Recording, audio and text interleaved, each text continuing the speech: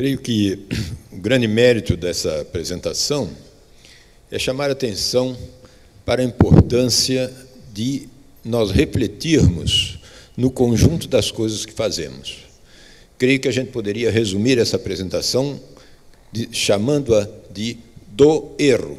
Quer dizer, vamos analisar o que é o erro e como preveni-lo e, sobretudo, aceitar, como foi dito, que ele faz parte da natureza humana. Mas ele pode ser, em grande parte, prevenido desde que nós aceitemos que ele existe e tratemos de buscar estratégias de prevenção. Como disse o secretário Beltrame, um bom começo é a gente agir com muita transparência, né? Ter a coragem de enfrentar a verdade.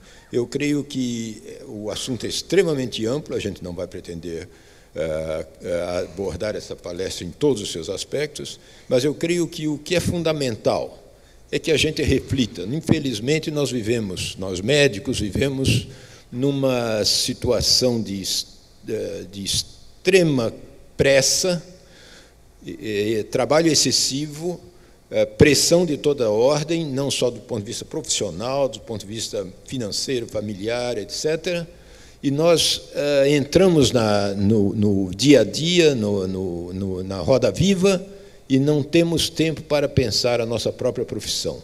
E, por isso, somos feitos de joguetes, ora pelos governos, ora pelos planos. E houve uma colega que disse uma coisa muito interessante: a medicina é um sacerdócio, mas a nossa devoção não é nem com o governo, nem com os planos. É com o ser humano, é com o paciente. Eu dou os parabéns ao Dr. Guarichi pela bela apresentação e acho que nós devemos continuar refletindo sobre o que ele disse. Muito obrigado.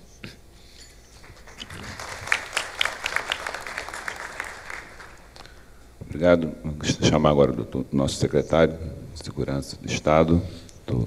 José Mariano Beltrame, que vai falar sobre o impacto das UPPs na violência e segurança do Rio de Janeiro.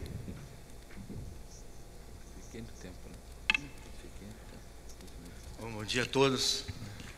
Eu queria, em primeiro lugar, me desculpar pelo traje, né? Mas eu vim informal em função de ser um sábado e não desculpe. Né?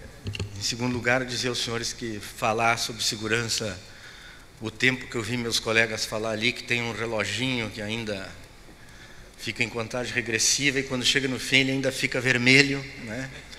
É muito difícil falar sobre segurança, é muito difícil e falar alguns minutos pode ser o próprio suicídio, né? O tema proposto é o impacto das unidades de polícia pacificadora no Rio de Janeiro, né?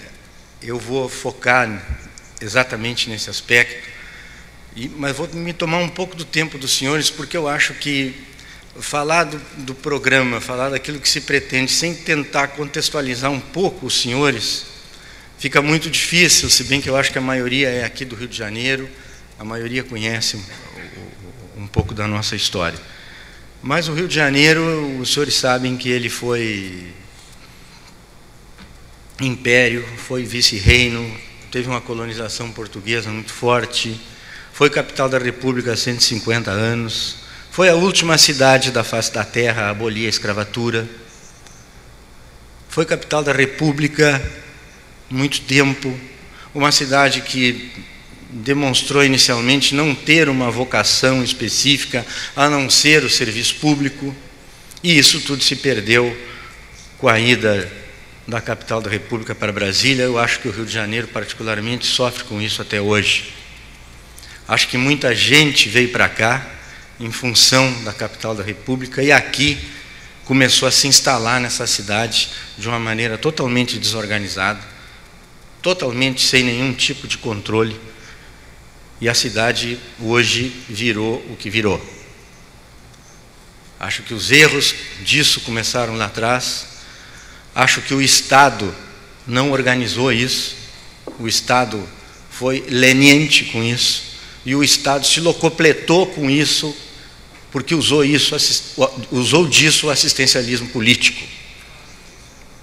Em cada lugar desses você tinha e tem um curral eleitoral, que homologou a desordem. Essas coisas eu acho que precisam um pouco ser ditas para que os senhores possam ver efetivamente aonde isso tudo começa. O Rio de Janeiro, a topografia dele, vocês não têm no mundo uma outra cidade com essa topografia, porque as classes menos favorecidas, elas estão em qualquer lugar do mundo, na periferia. Aqui no Rio de Janeiro isso está dentro da cidade. Por quê? Porque a topografia permite que essas pessoas venham para os morros. Nós temos Brasília, que tem índice de criminalidade muito maior do Rio de Janeiro, mas isso está na periferia, está 30 quilômetros, 20 quilômetros do plano piloto. Ninguém vê, ninguém assiste, ninguém ouve. Aqui no Rio de Janeiro, esse processo ele é introjetado para dentro da cidade, porque você tem mar, você tem Mata Atlântica e você tem pedra. Então, essas pessoas se instalaram ali e ali permaneceram. Em segundo lugar, nós tivemos, vou tentar ser muito rápido, nós tivemos no início dos anos, no final dos anos 70, a chegada da droga no Rio de Janeiro. E infelizmente ela entrou aqui muito bem e o Rio de Janeiro é um grande consumidor. Essas pessoas fizeram muito dinheiro e essas pessoas obviamente se instalaram em lugares onde o Estado não está. Não que não tenham, não que não se tenha isso em áreas urbanas bem formais, mas foram para esses lugares. Houve uma cisão de um grande grupo que dominava o tráfico de drogas aqui, que era conhecida a Falange Vermelha, que, como muitas vezes em qualquer negócio, em qualquer mercado, as pessoas se desentendem financeiramente e brigam. E isso também aconteceu no mundo do tráfico e no mundo do crime. E desta facção surgiram 3 facções criminosas, ideologicamente distintas, que se odeiam entre si e, obviamente, saíram pela cidade buscando um lugar para se instalar.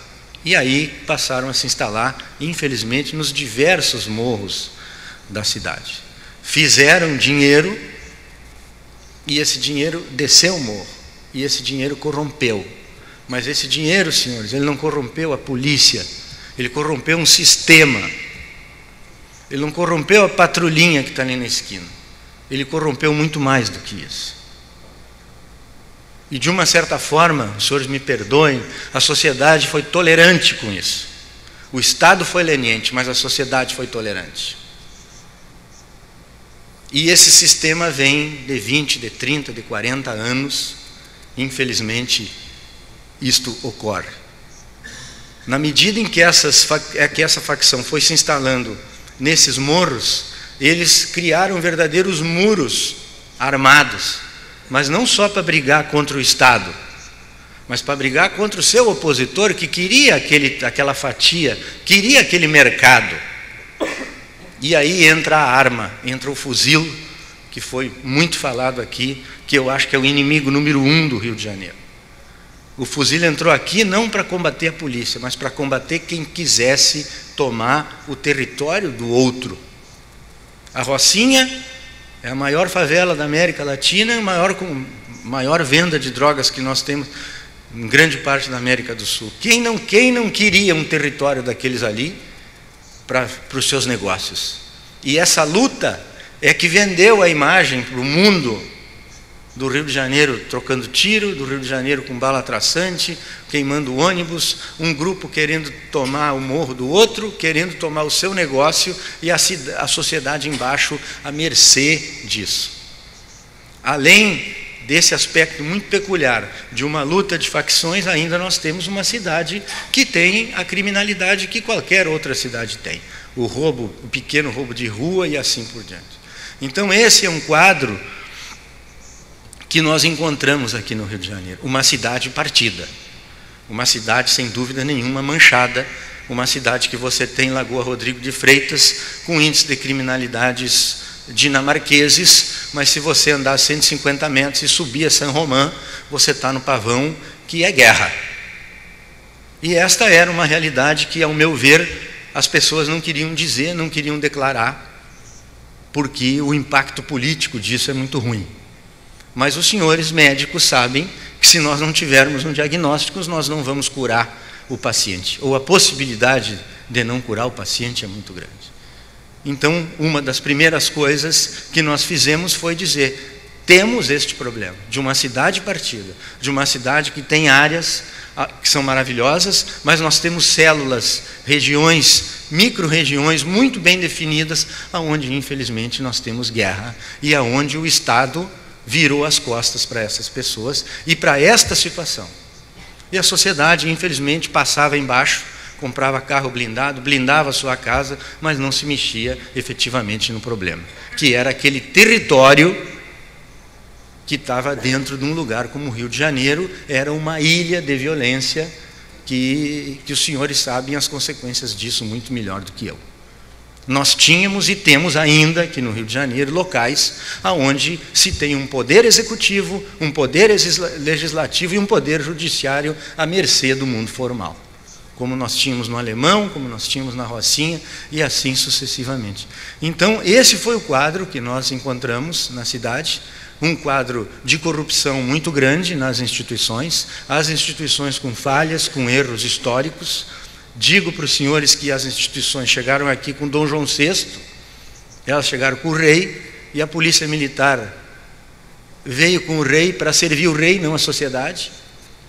Infelizmente, na medida em que você tem lugares formais junto com lugares ou próximos de lugares informais, a polícia ela foi jogada de uma certa forma a fazer guerra e não a prestar serviço.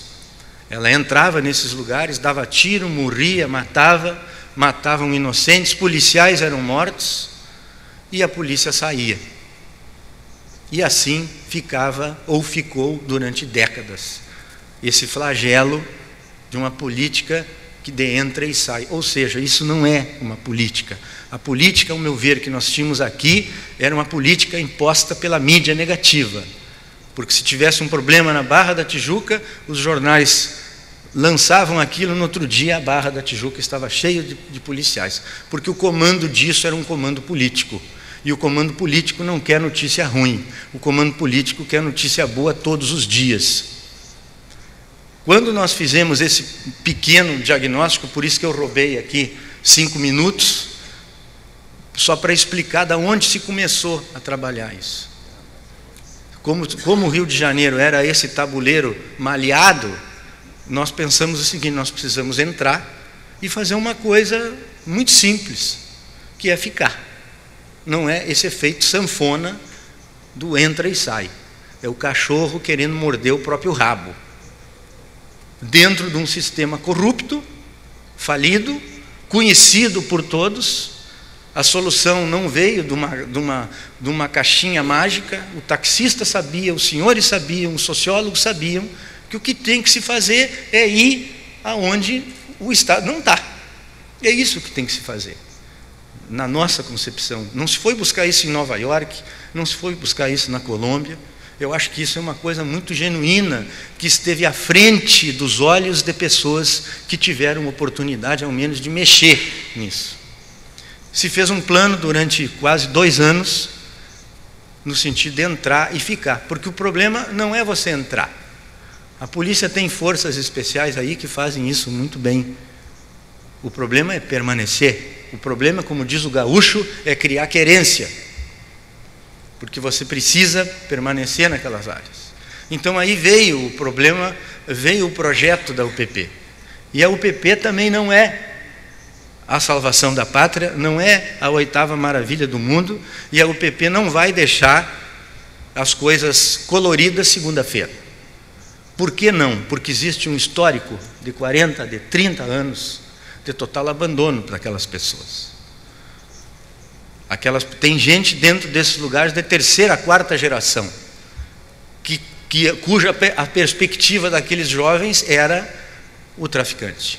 O modelo era o traficante. Esse é o paradigma que eu acho que a UPP ela proporciona isso. É como a tomada da Normandia. Foram os exércitos que ocuparam a Normandia. Mas foram decisões políticas que mudaram aquilo. E só deu certo porque houve um segundo passo nesse sentido. E a UPP, a segurança pública, ela vai fazer e está fazendo isso, entrando nesses lugares, permanecendo nesses lugares, e a partir da presença da polícia se proporciona que a saúde, que a educação, que a escola, que a creche chegue. E esta é a grande mudança que pode ser viabilizada, não a segurança pública. A segurança talvez seja o primeiro dos direitos, mas o que vai mudar é dando perspectiva para essas pessoas, é tirando crianças e jovens de um cenário que não tem um modelo, porque para muitas pessoas o mundo termina no muro da favela. Não se sabe, não se tem outra perspectiva. E os governos com um discurso cínico de que não põe o médico lá, não põe o professor lá porque o tráfico não quer, porque o meu professor vai morrer, o meu dentista vai acontecer isso, vai acontecer. Então agora faça. Agora faça o que você tinha que ter feito há 30, 40 anos atrás. Porque eu entendo, pessoal, que todos nós temos uma dívida com aquelas pessoas. Principalmente o Estado. Entenda ele município, entenda ele a União. Então, o que a UPP está proporcionando é a ocupação de forças policiais,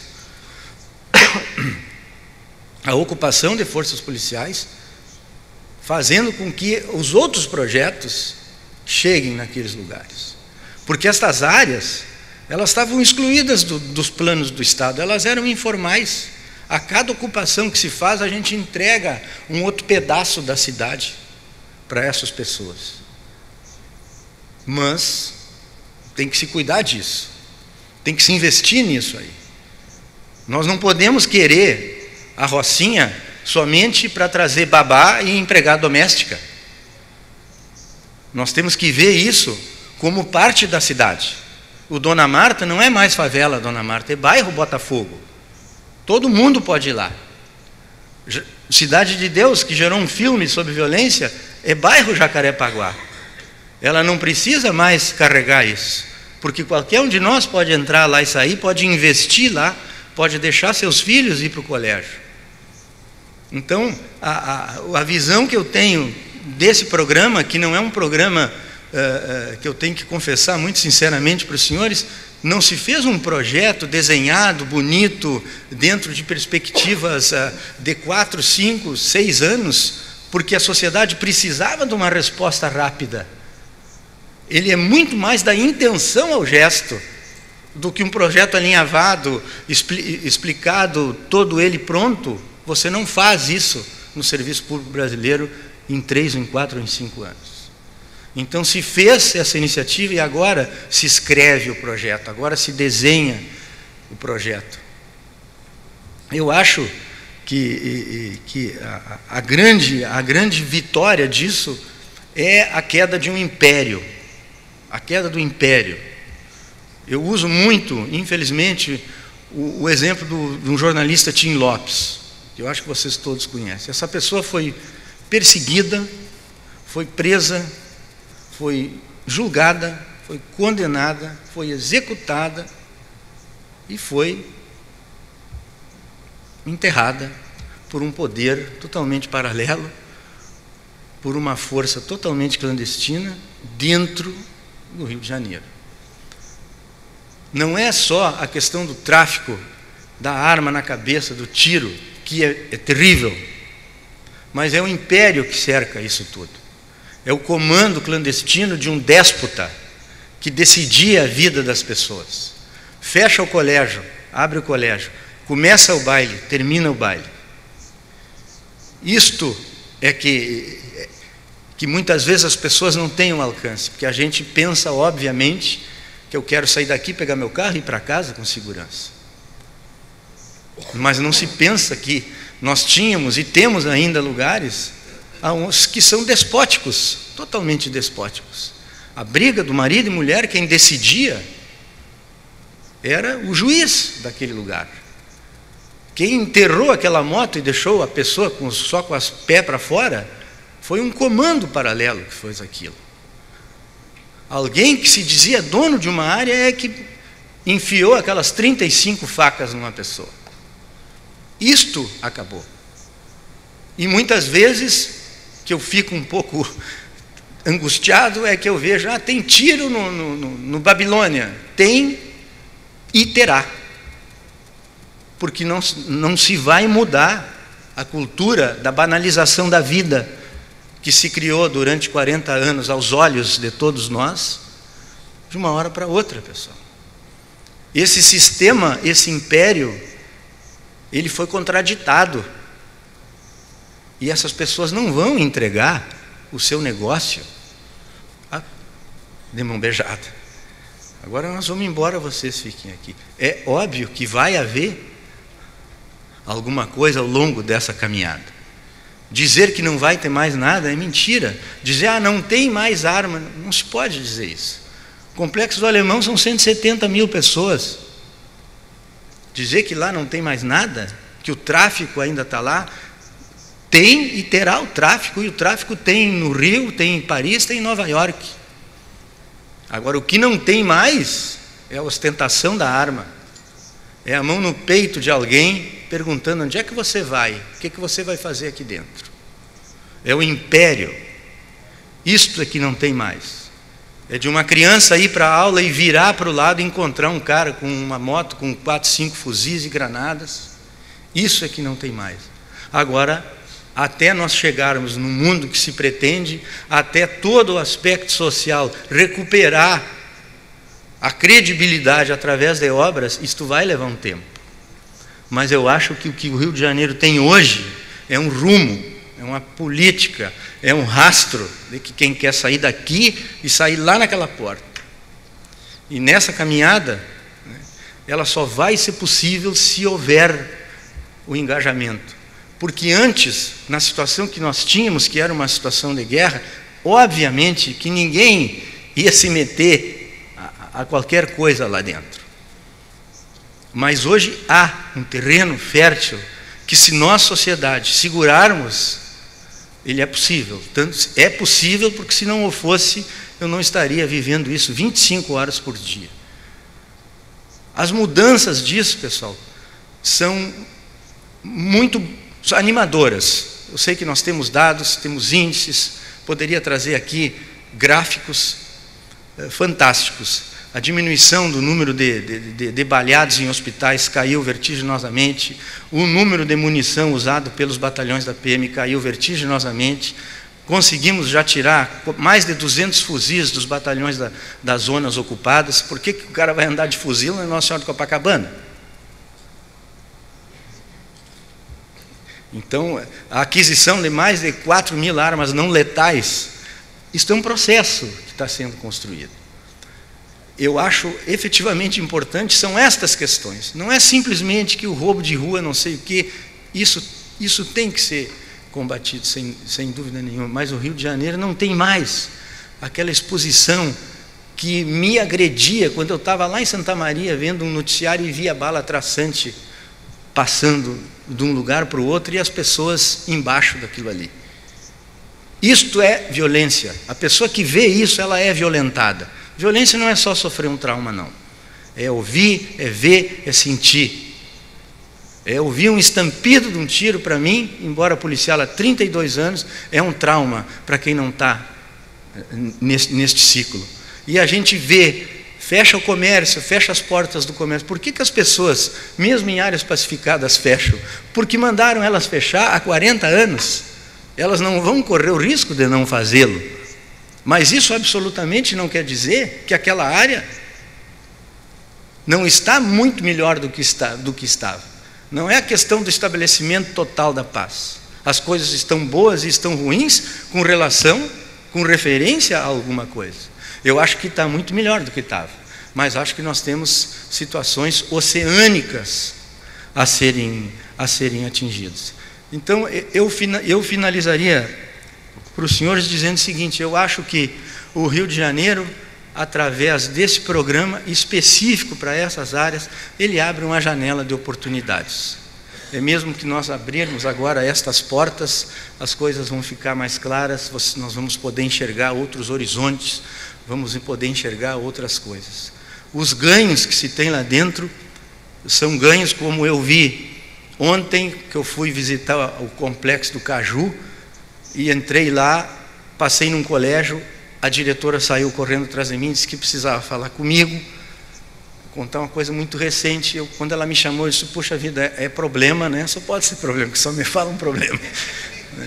Ela: o senhor pode ir até a minha sala no colégio? Eu digo: posso, mas já fui rezando, né? Eu cheguei lá, chamaram 11 professoras, e todas elas me dizendo que eu não tinha noção do que isso tinha impactado nas crianças, que vinham mais bem dormidas, mais bem dispostas, mais alegres, mais felizes. Eu recebi uma avó do Dona Marta, que veio com o neto, me dizendo a seguinte expressão: este aqui é meu netinho, ele vai completar 2 anos no próximo mês, ele ainda não ouviu um tiro. Acho que esta geração é que efetivamente nós estamos salvando. Mas para que a gente faça isso, é preciso que as outras coisas, que o segundo passo seja dado. Nós não podemos perder essa oportunidade. Quando se colocou um serviço de luz lá no Dona Marta, uma senhora também me disse: secretária, essa aqui é a minha conta de luz, é R$12 que eu pago por mês, mas eu desço ali embaixo, faço um crediário com ela, é o documento dela, ela é uma cidadã a partir daquilo ali. São essas ações de valorização da vida que efetivamente vão estabelecer, ou vão fazer nós chegarmos em índices de criminalidade razoáveis. A regra é muito clara para mim: quanto mais você atender a demanda social, menos polícia você precisa. Obrigado, gente.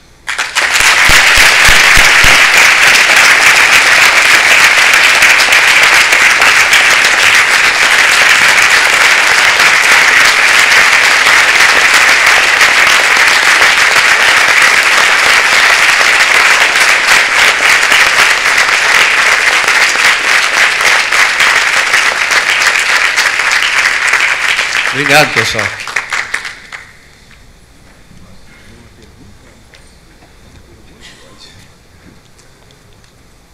Secretário, tomei coragem aqui, queria fazer uma pergunta ao senhor. Qual o futuro das UPPs com essa queda do royalties? Isso pode ter influência? Pode. Infelizmente, pode. Só para os senhores terem uma ideia, quando eu cheguei aqui, em janeiro de 2007, nós tínhamos um orçamento de 2 bilhões e 200 milhões de reais. Em dezembro, nós fechamos na casa dos 6 bilhões de reais. Isso também mostra uma decisão política por segurança pública. E eu não sei, sem dúvida nenhuma, se nós vamos conseguir manter ou até ir à frente sem esse recurso, né? Eu acho, e digo muito isso para qualquer governante, eu falo muito sobre esse tema, as pessoas me dizem: o que dá para fazer aqui que tu fez lá, o que dá? Em primeiro lugar, você tem que ter um governador, alguém que queira fazer e que opte por esse tema, por um motivo muito simples, gente. Eu não sou economista, e eu uso também um exemplo caseiro. Quando uma vez eu quis comprar uma chuteira para jogar bola, lá no sul, ali, e pedi para o meu pai, e meu pai me disse: meu filho, eu não vou poder te dar. Tu segura um tempo aí, porque a tua irmã passou no vestibular, eu vou ter que ajeitar ela para ir para a faculdade. E os senhores me desculpem a franqueza, mas um Estado, na realidade econômica de hoje, não pode administrar de uma maneira diferente disso. Porque se você pegar a gordura do seu orçamento e distribuir ela politicamente, você vai gastar sua energia com um pouquinho para cá, um pouquinho para lá, e isso não vai aparecer.